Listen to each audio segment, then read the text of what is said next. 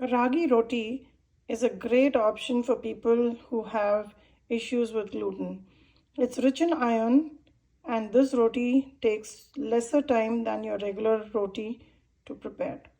It's softer and it's more healthier. Let's see how to make it.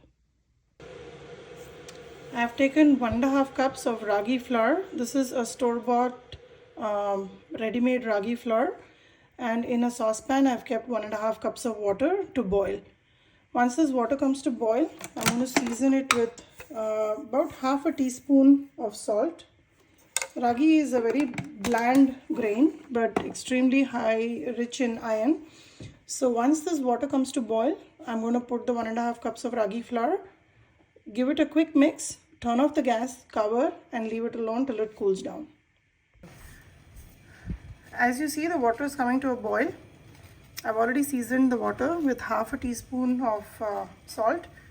Here goes the ragi flour. Give it a quick mix, and once you see that it's mixed well with water, although it may look like a wet sand, just turn off the gas, remove everything from the ladle, cover and cook. This will allow the steam to cook the ragi flour and help make the chapatis easy.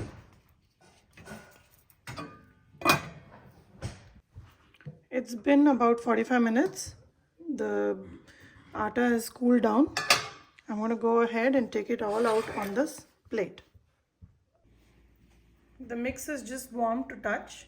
I'm going to go ahead and knead it to a smooth ball, just like any other dough that we prepare to make rotis. I'm going to knead it and show you. My dough ball is ready. I'm just going to add a couple of drops of oil and smoothen out. It's very pliable. It's in fact softer than a regular wheat flour dough ball. It just took me very little time to bring it all together. I have made a smooth ball here. If you feel that the water was a little excess, you can always add a little bit of ragi flour and knead it to this consistency.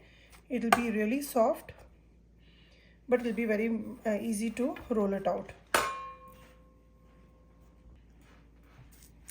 I've portioned out the ragi flour into about 9 dough ball, and I am slowly starting to roll out the ragi roti just like any other roti. I have some ragi flour here which I'm going to use to dust, and this is a softer dough than your regular wheat dough.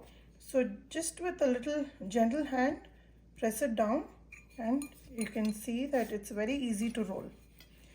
So the batter here cooks halfway through when we put it in the hot water, and that's what helps us to roll these. Otherwise, if you're just going to use cold water and make a dough, it's going to be a little difficult to roll it out. So if you notice, I'm not making very big rotis. These are just about 8 to 10 inches in diameter, small fulka sort of rotis, and assemble them in a plate and your dinner will be ready in no time. Let me show you one more. I've dusted the dough ball with a little bit of ragi flour. Just with light hands, roll it out. If you think it's going to stick, just take a little bit of flour, dust it over and roll it.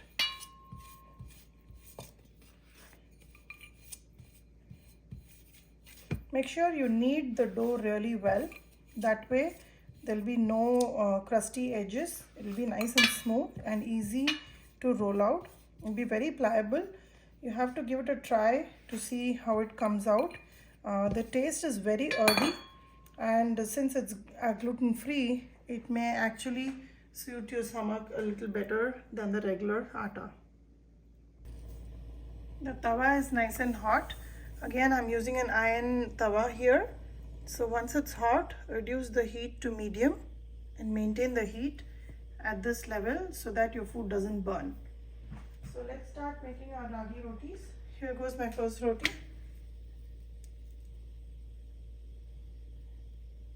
So let it cook just a little bit. Unlike jowar roti, you don't have to put any water on top of it to cook this. So just wait it about 30 to 40 seconds on each side. It'll slowly to darken in color, and then we can flip it.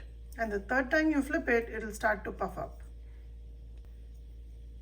It's been about 30 seconds now. I'm ready to flip it.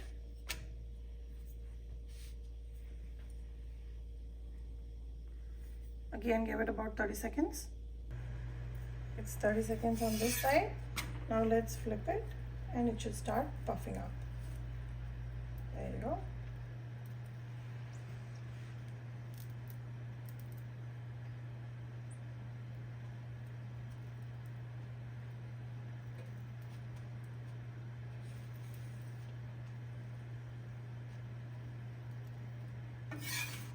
Flip it one more time.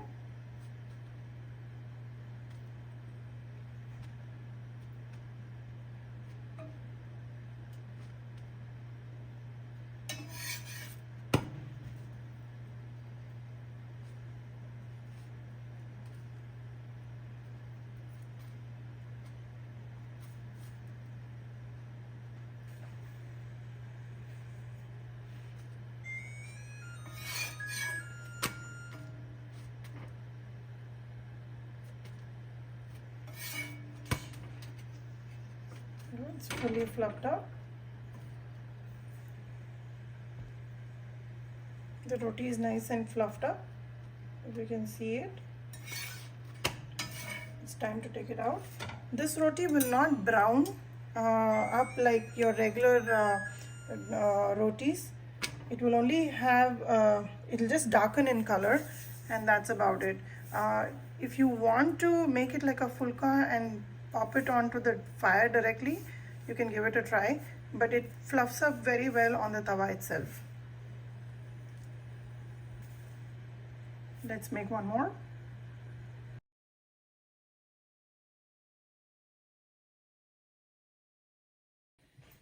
Once the roti is out, apply some ghee.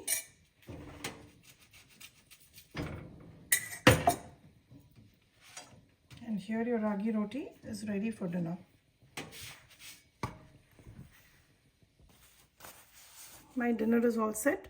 2 ragi rotis with some tondli sabji and red chili pickle. This roti, I want to show you how soft this is. It's softer than a regular atta. It's very delicious, very rich in iron, and it's gluten free. Give it a try. And this process is very easy to make.